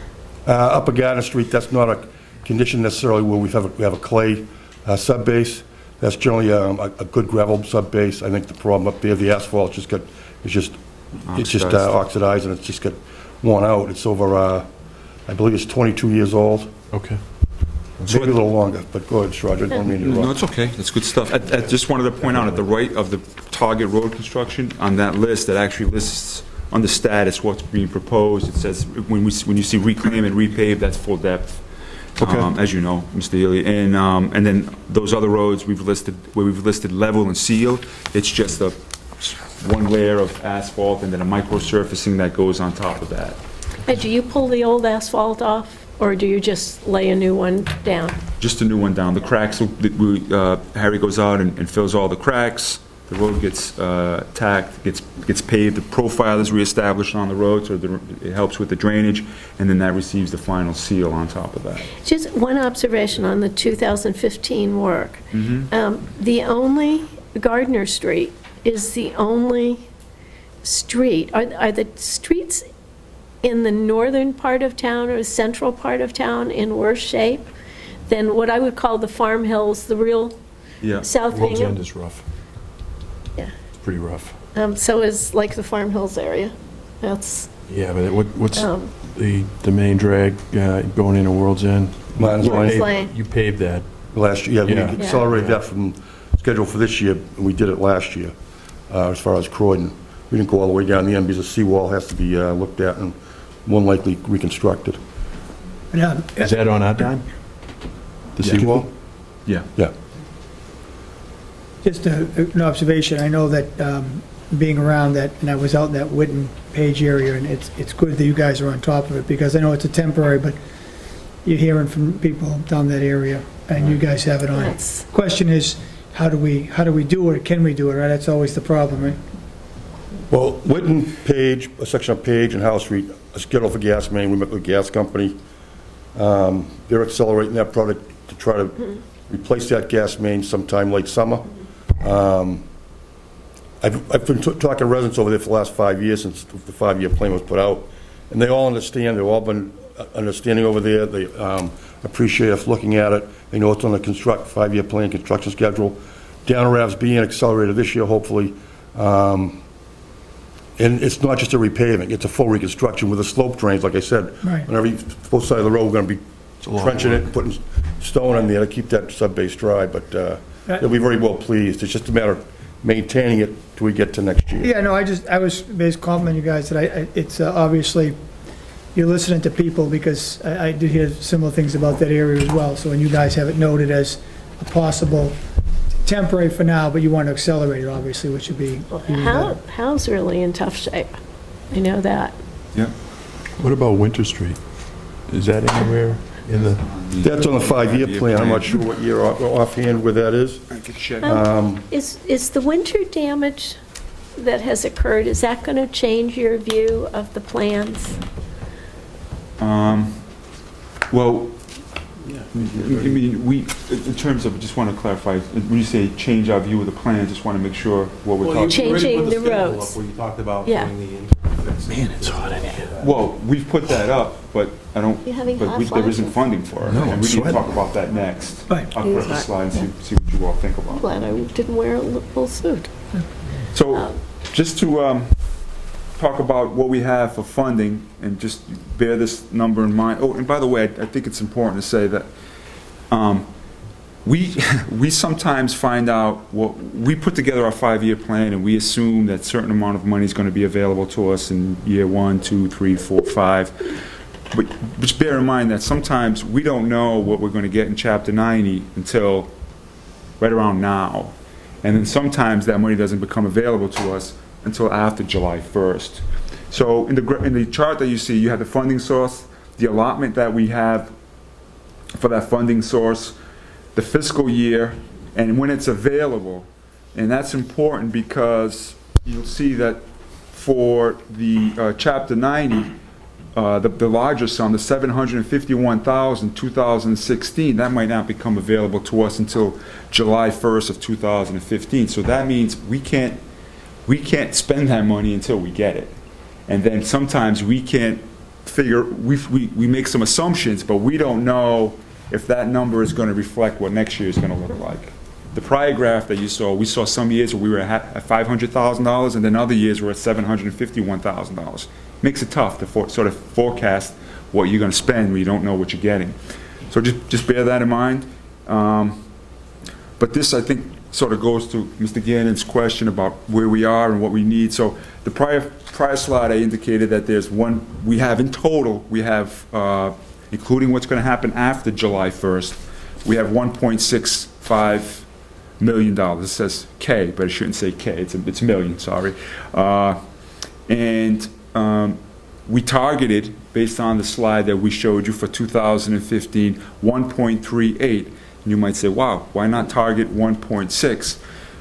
We're going to go into next year, and that would have happened this year, incidentally, had we not seen the additional $100 million.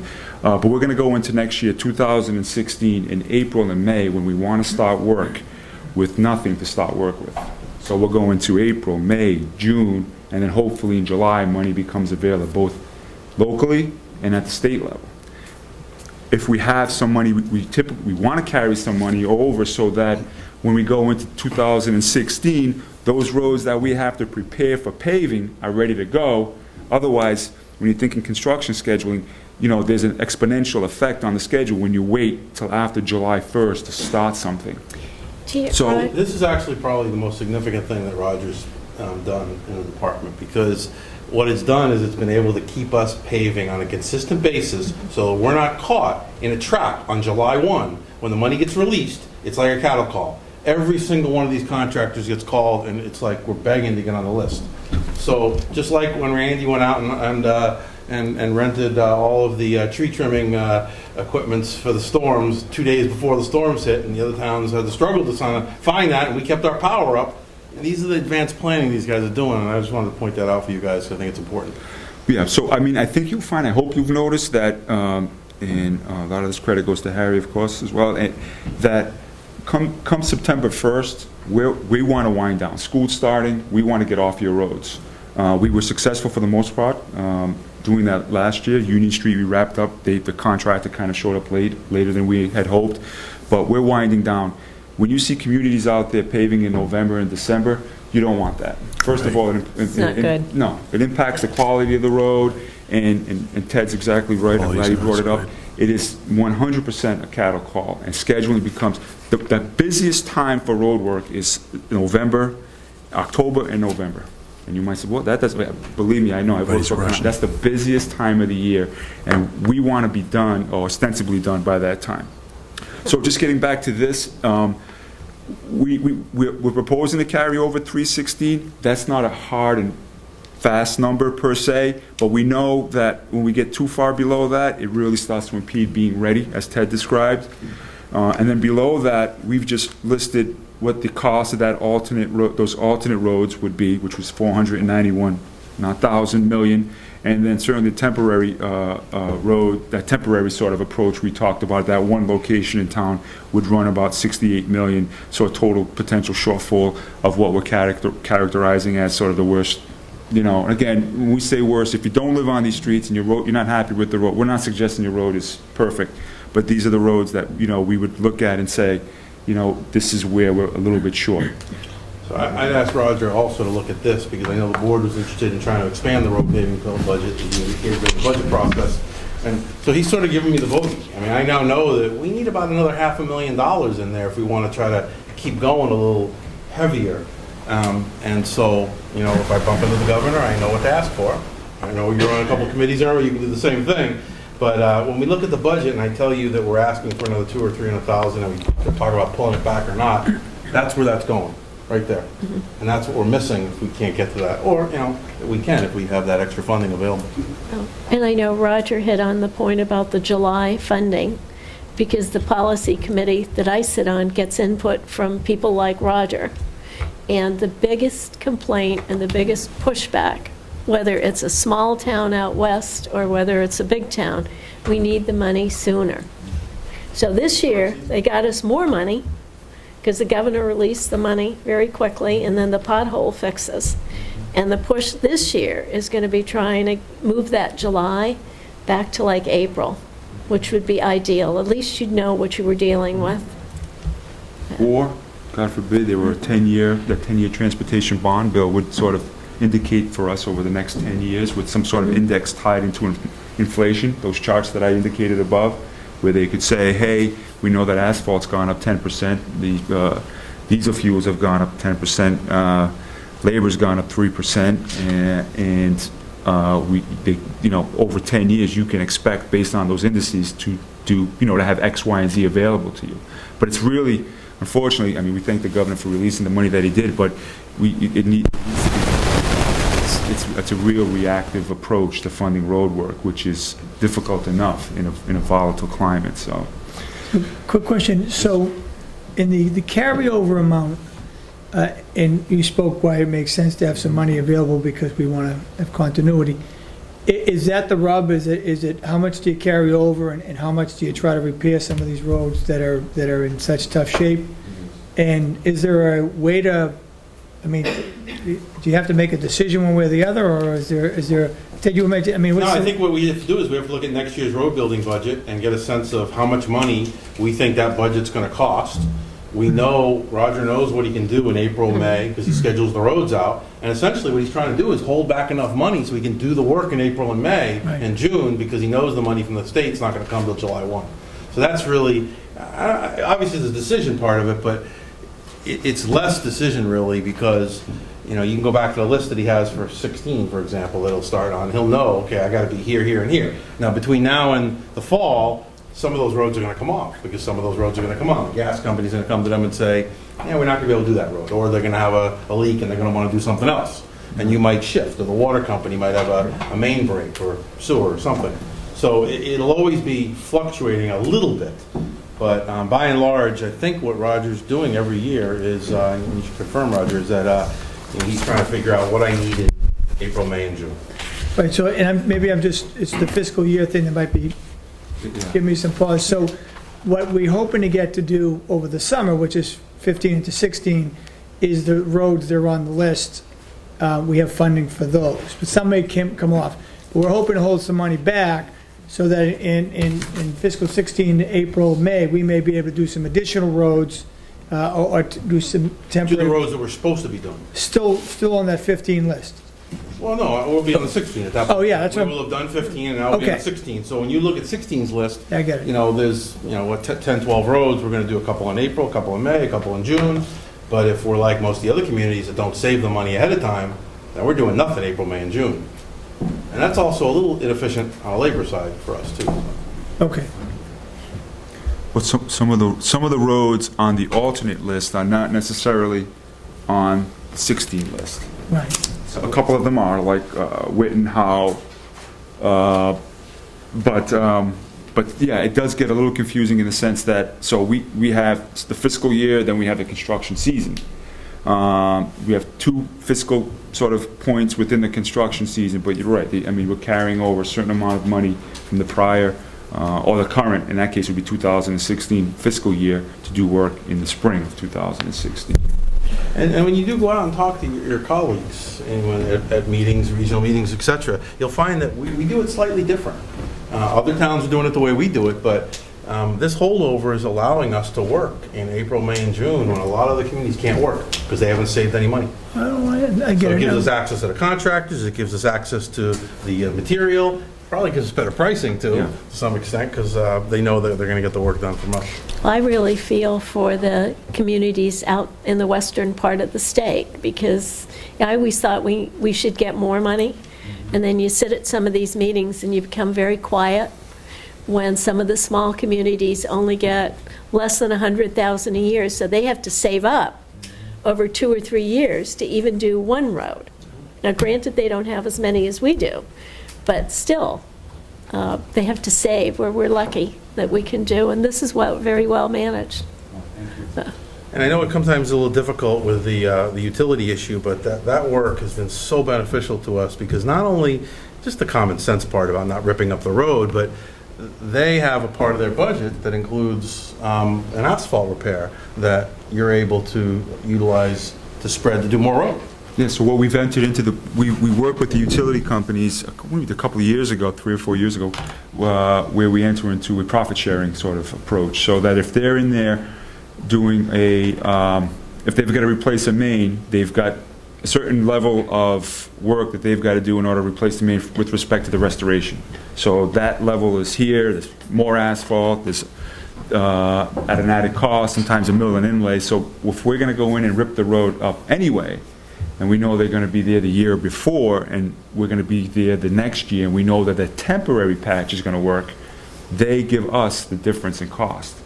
And we've had years where we've been able to get $15,000, $20,000, $30,000 above and beyond, and I don't know if there's any other community besides us that sort of do that, and we're pretty proud of that. And our working relationship with them over the last few years has been really great.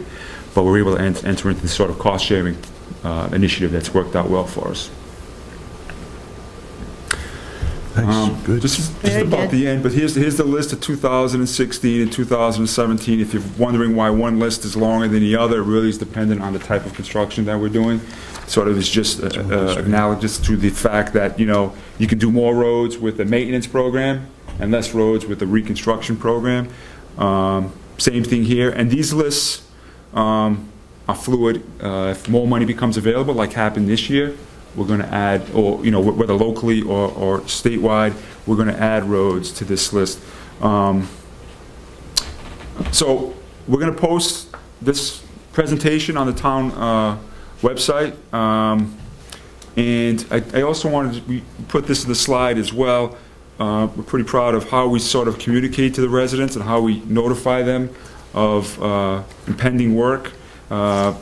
We place our construction schedule on the website. We communicate via email to priority personnel. So you can get on a priority email at the police department. If you ask to get on that email, you'll get an email blast from them that will include our construction schedule, and that's more immediate in the sense that we're working in the construction field. So if one day it rains and we're scheduled to pave that day, we're delayed by a day, we'll update that email list to let everyone know. If it's on the town website, we don't necessarily have that opportunity just because of the time constraints. And we actually hand deliver notices to each resident, so everybody gets one in there, either in the door or at their mailbox.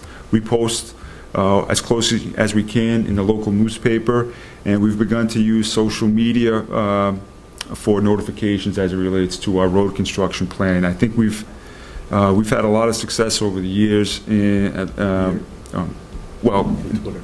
Right? You just started Twitter. Well, Twitter, but just in general, we've been happy with the way we've been able to communicate with the residents. But the Twitter is an added tool, and that's it. You don't have to go to work today. I just want to make sure that everyone understands the list of alternate roads and temporary roads. At this time, there is no funding to get those roads on the construction list. And the majority of them aren't on the 5-year plan. Our plan is as we do the work, we run under budget, which we have. Almost every year we run under budget to some extent. And that's how we've done 10 roads up in Lee Pole over the last 3 years.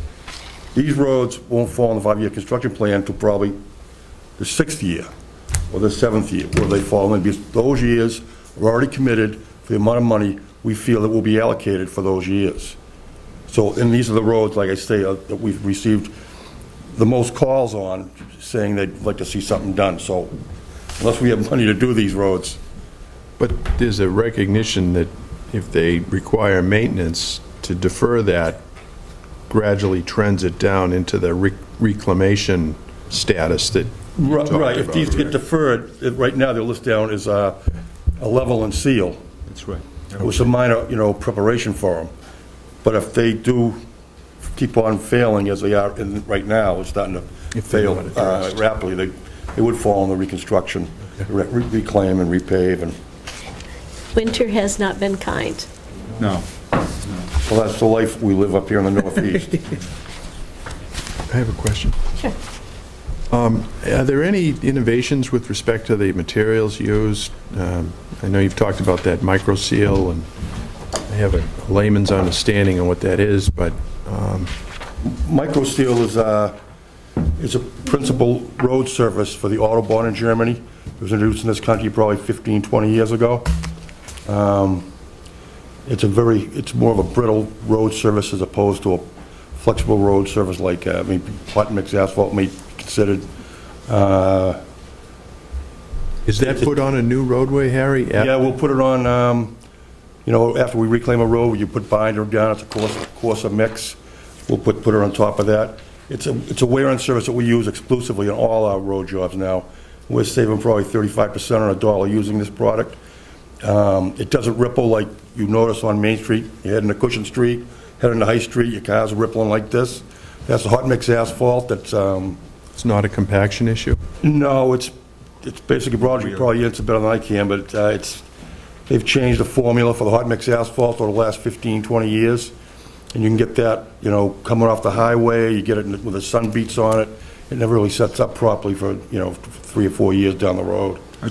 Just real quick, I just want to, so I've been at this for over 20 years. I've done mixed designs for MassDOT, airports, so I've seen a lot of sort of snake oils come and go, different products.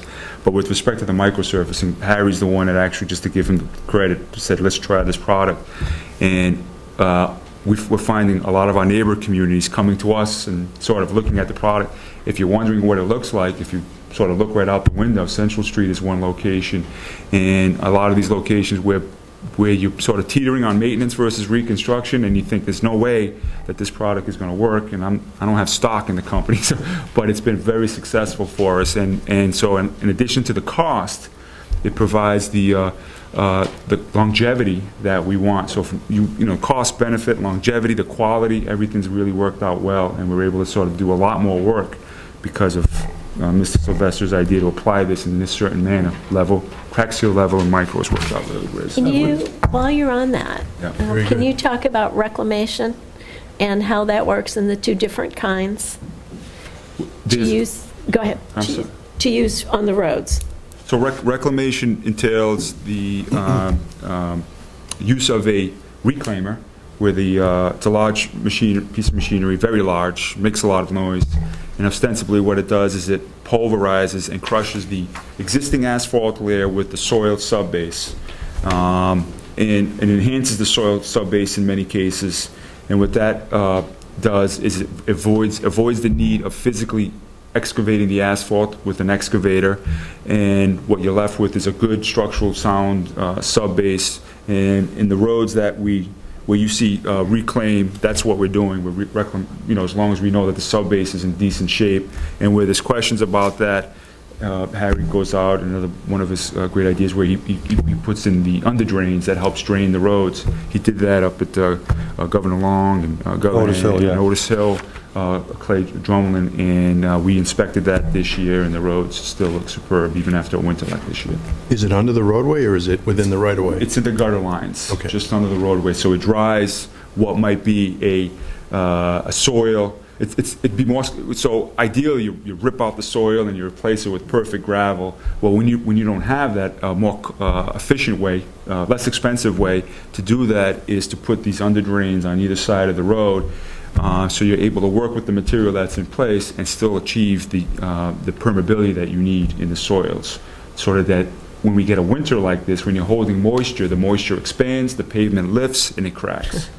And so we get really bad, so we don't see typically here 2-3 feet of frost, even in a pretty bad winter. So this year, because the frost went so deep, that exponential sort of increase in space onto the pavement caused a lot of the roads to really go south. The ones that weren't just done, we mean the ones that are already sort of marginal. Thank you. No, that's good. That's because I know people hear that word. Yeah. And I had to look it up to look the difference, the two kinds that you have. But it does seem that's another way to save money and get more roads done. And Well, by using the micro seal, we're saving 35 cents on a dollar. Putting $1 million worth of work, you get $300,000 to go somewhere else. And that's what we've been doing. I think a lot of towns are saying, how come you get so much road done every year? We're not getting anywhere near that. Well, this is one of the reasons why. thank you. Good. How many roads we paved over the last 5 years, you think? How many miles? We were trying, and I apologize, at the end, it just occurred to us, just to give you sort of an order of magnitude over this 5-year plan, we're up around 60 roads that have been either, in some capacity, have either been reconstructed or resurfaced. Over 20 miles of road, certainly. So I think we're not where we need to be, certainly. We're still working to sort of get everything right, but I think we're trending in the right direction. I think it's great. I remember when you put the first plan together, because we really didn't have one. We didn't, correct. Yeah. Yes, we did. It was up here. Oh, I know. But Harry, somehow or another, we need to do like a memory transfer, because you do. You know every single frost heave, pothole, sinkhole that I ran into. We've talked about that. Okay, thank you two very, very much. Any more questions? Thank you, guys. Thank you very much. I'd just like to thank you for the great work you've done in the past season and continue to do year in and year out. I was talking to Ted the other day, and I said, we ought to put a guy with Harry just to write down everything he says, because follow him around on the here snowplow forever, and it's like that institutional knowledge is invaluable. So thanks for sticking around.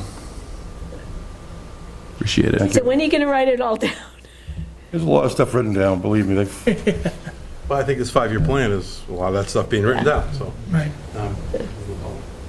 The public? Oh, sorry. Any questions from the public? Thank you. Thank you two very much. Thank you. Have a nice Easter. Thank you.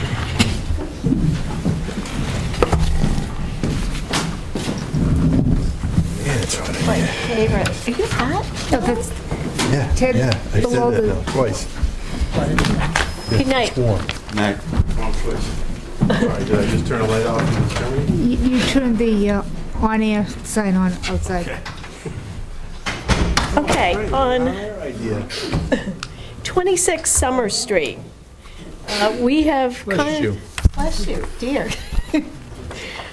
We have come to a point that for the purchase of the marina at 26 Summer Street, where we need some information, and it just is impossible to get it between now and the start of town meeting, even through the best efforts of Ted and Betty and the rest of the staff.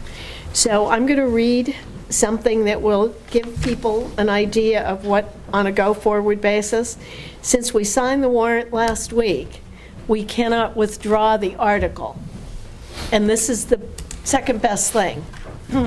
So on March 12th of 2015, the Board of Selectmen voted unanimously to move favorable action on what was called Article VV.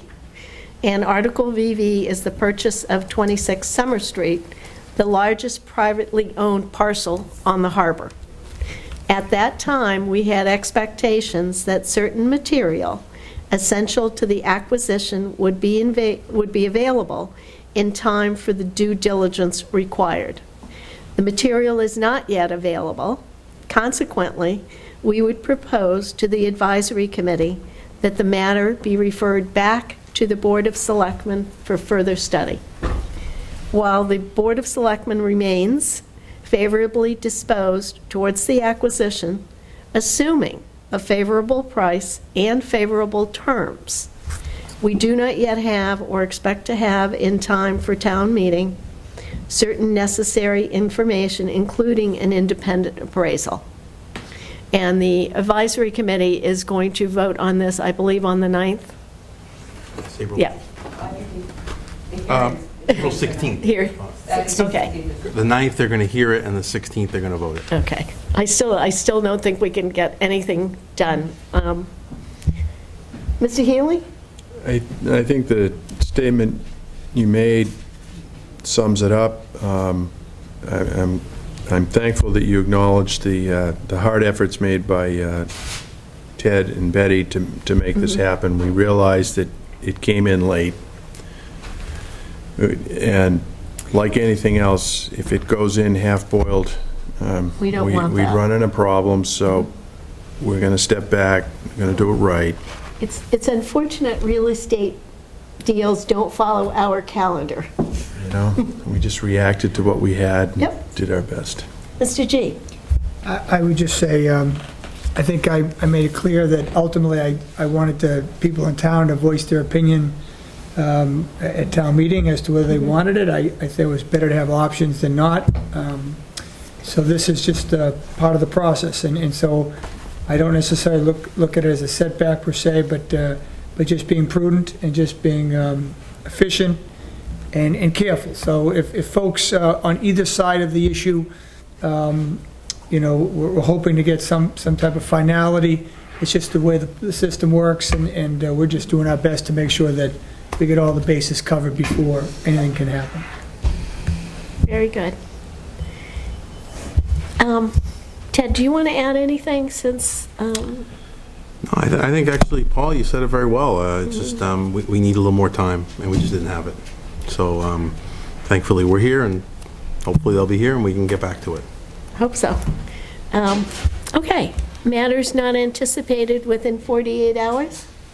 Nothing? I don't think we have anything this week. Oh.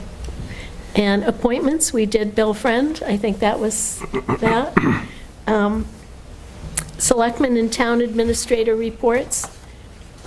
Were you going to do Abby's? I think. Actually, I had something on it, and I think Paul G. had something on it. Do your report. Sorry. All right, the only thing I want to talk to you guys about is I'm working snow removal cost numbers for you, and we are beginning the rather tedious work as the banks start receding. the snowbanks. We're going to have some substantial expenses in areas that we hadn't anticipated, things that we've never really encountered before, but we have damages to untold number of road signs. They'll all have to be replaced, things that would ordinarily occur. As the snow mounds got pushed back, so did the signs. And then we have issues about property and private property. We have a lot of damages around town, and we need to begin assessing that. We want to assess that now, whether or not it's an issue that we're going to have to fund, or unfortunately a homeowner might have to fund. We need to get to that, because in either case, we want those numbers. We want to report them to FEMA, and we're applying to FEMA for relief from the 4 storms. The governor has asked for all 4 storms to be declared a disaster and subject to FEMA funding of the president. Not sure if that'll happen. I wouldn't expect the money to be quick. If we recall, Hurricane Sandy hit New Jersey, they were waiting for their money for quite a while, and their damage was much more extensive than ours.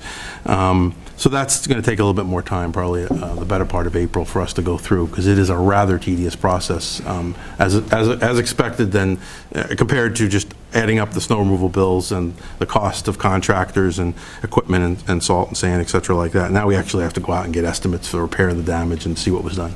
Do we have a good feel for what number we're going to go to town meeting with? Not yet. Not yet. And that's what we're working on diligently. This is the thing that's sort of uncovered now, as we, like I said, as we see that literally the snow banks are receding, and we're looking at the damage that occurred beneath them. So Randy's back working at that. And then we're also going to go through and verify all our other reserve fund transfers that we ordinarily have towards the end of the year. I've asked Sue Nickerson to go through the departments, paying special attention to the last quarterly update and making sure that we've considered things. I know Betty will be doing something for the areas that she usually covers, the usual suspects, legal services and things like that. But again, we're doing this about 2 months earlier than we usually do, so it takes a little bit more analytical time when you're ahead of the curve. Any more information on damage to our buildings? We're pretty comfortable right now that the damage to our buildings has been largely contained. I know on the town side, we had some minor repairs of this roof, as of the library. The schools are still grappling with one of their buildings. Their other buildings, I think, have done much better. And, a lot of that will be covered by insurance, and they're working through that process. There is an article on the town meeting warrant where we're going to appropriate the insurance money that they received to go back, and we're just waiting to. I know that John Ferris is doing the arduous task of discussing it with the insurance adjusters to figure out how much, and I know there's always that the plug and pull about, we want to make sure we get the right amount of money for us to fix the damages. Thank you. Welcome. Just briefly, I listened to the Conservation Commission hearing on the 23rd of March, because I didn't go to it. I just wanted to see how it went. My takeaway is just kind of a general request to the public. If there are things that irritate you and you come in before these different commissions, please remember that these are your fellow residents that volunteer to serve on these committees. I accept that everybody that serves on a committee is doing their best. They're serving in good faith. They have no agenda. Courtesy goes a long way, even when you have a disagreement as to positions and views. I'm not singling anybody out. I'm just saying that if that can be remembered, I think that goes a long way towards a good exchange between the citizens and the people trying to serve in government. We've got the police chief interviews coming up. I Next week. urge everyone to tune in or show up. It's a big appointment, and we've got some real quality people that are being interviewed, so I look forward to that. Mr. G. I don't really have anything much to add tonight, so. Let's put up this Abby Pearsall and the Conservation Commission. There's going to be a workshop for the Comprehensive Trails Plan on April 7th, and they're looking for public participation. This will be a focus on understanding how our trails are being used and what improvements people would like to see. including the potential for new trails, open spaces, and other amenities. So I think it's well worth, they're seriously looking for the public to participate in this. So if you can come, please do. And the only other thing I have is our high school quiz show group advanced to the quarterfinals. Normally, we're all talking about sports and football, and this is equally as important. On April 25th, Hingham will go up against Acton-Boxborough.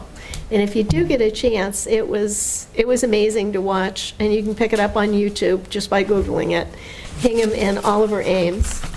And it kind of puts a test to what do you remember from high school. So do watch it. Other than that, betting anything? Nothing tonight. Before we sign off, though, I want to follow up with that letter that Ms. Foley wrote, and I hope we can address it next week, because I thought we were going to do it tonight, but that's how I took what you said, so I was just waiting. Oh, I'd like to speak to it in a little greater detail. All right. So I think we made it very plain that it's nothing like that's going to be tolerated anymore. People will just be taken out of the room. yeah, I think we've done that before, but it continues to happen, so perhaps we need to be a little more aggressive in how we deal with that kind of behavior. We can talk about that next week. Sure. Great.